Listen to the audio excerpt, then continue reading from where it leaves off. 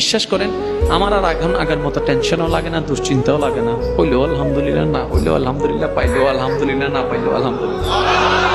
আগের মতো এখন রাগও কাজ করে না, কেমন জানি আমি নিজের উপর পরীক্ষা চালিয়ে বলছি।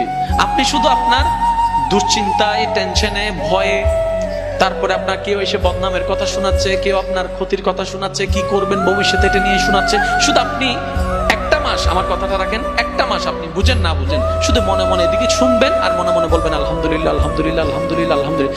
দেখবেন আপনি এক অদৃশ্য রকমের শক্তি অনুভব করতে পারবেন। এক অন্যরকম একটা ভালো লাগা আপনার ভিতরে কাজ করবে। মনে করেন আপনাকে কেউ বকা দিচ্ছে, আপনি বুঝতে পারছেন উনি এখন আপনাকে এসে বকা দিবে।